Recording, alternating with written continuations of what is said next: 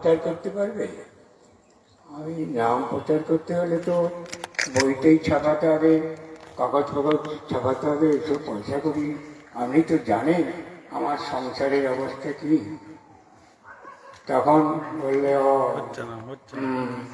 আমি যদি তোর সংসারটা দেখি, তুই তাহলে আমার নাম প্রচার করতে পারবি তো? আমি হ্যাঁ বাবা, আপনি যদি সংসার থাকেন আমার আর কোনো চিন্তা নেই, আমি নাম প্রচার করব। তারপরে ওই ঠাকুরের ওখানকারকে আসার পরে আমি সামান্য একটু এই মিলে কাজ করতাম, তাতে কোনো রকম সংসার থাকতো। তারপরে ঠাকুর একটা কারবার আমাকে দিয়ে দিল, প্লাস্টিক মাঝারি। কোথায় থেকে যে এলো তা আমি কিছুই বুঝতে পারিনি। সেই কারবার করতে গিয়ে কিছু টাকা এসে যেত, তাকেই যে বইতেই ছাপিয়ে, হ্যান্ডেলারে ছাপিয়ে গোটা সংকীর্তনে প্রচার করলাম। ঠাকুরকে আবার প্রতাপপুর মাঠে আনলাম। তারপরে আবার 3 বছর পরে এই বেলপুকুর মাঠে আনলাম।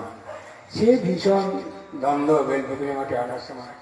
8 জন মিলে বেলপুকুরে কমিটি করেছিলাম। 8 জনের 7 জন চলে গেছে, আমাকে একা রেখে দিয়ে 7 জন চলে গেছে। ঠাকুর যে কেন আমাকে এখনো রেখেছেন সেটা আমি জানিনি। কিছু কাজ হয়তো ঠাকুরের আমাকে যে করাবেন এই আশায় রেখেছে। আমি এখনো ভালোই আছি আপনাদের সকলের আশীর্বাদে এবং ঠাকুরের আশীর্বাদে। তা এই বেলপুকুরে ঠাকুর আনার সময় ভীষণ দ্বন্দ্ব, নানা রকম 8-10 বার মেরে খাইছে। তারপরে আমি বললাম যে আমি কিছু করতে পারবো না, আমার কিছু কামাতে নেই, চলো বাবার কাছে চলো। তারপরে বাবা বলল যে যেতে, যে এবারে কি তোরা ভিক্ষে করতে পারবি? বুঝেছি বুঝেছি, আর তোদের অবস্থা, তোরা ভিক্ষে করতে পারবি? তারপরে সমস্ত মাস্টারমশাইরাই ছিলেন, তেনারা বলে কি শান্তিবাবু চলো আমরা ভিক্ষায় যাব বলে আমাকে এগিয়ে দিয়ে সবাই ভিক্ষাইতে বেরোলো। মাস্টারমশাই আমাদের সঙ্গে থেকে সবাই মাস্টারমশাইয়ের দিকে দেখে সবাই আবার আতঙ্কে আমাদের হাত গড়িয়ে দিল, দিয়ে তারপরে বেলপুকুরে ঠাকুর আনা হলো। কোনো অসুবিধা নেই, সেইভাবেই চলছিল এতদিন। তবে তারা সব চলে গেল। আজ পর্যন্ত বেলপুকুরি মাঠে বসে পারমিশন পাইনি কিছু গান টান করার। যাই হোক, তারপরে এইবারে যে পারমিশন পেয়ে আর এই যে খুঁটি পুঁতে করেছে, এটা দেখে আমি খুব সন্তুষ্ট হলাম যে আজকে 41 বছর এখানে খুঁটি পোটার মতন কেউ ছিল নি। কোন ভাইয়েরা আবার ঠাকুর পাঠালো যে তারাই আবার এসে এইখানে খুঁটি পুঁতে আসার আসলে নাম গান হচ্ছে। আমি খুব আনন্দ হয়েছি।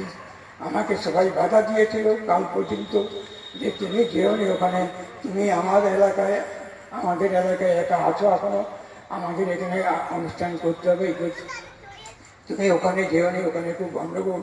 আমি কিন্তু সারা রাত ঠাকুর বলছি যে না তুমি ওখানে যাও, আর কোনো অসুবিধা নেই।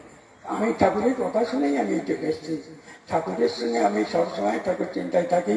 ঠাকুর ছাড়া আমাদের বাড়ির 2 ভাই আর কেউ নেই। আমার ভাই এসছে, আমার বৌমা এসছে, আমি এসছি, আমাদের বাড়ির একজন পাশের ডাক্তারবাবু এসেছেন।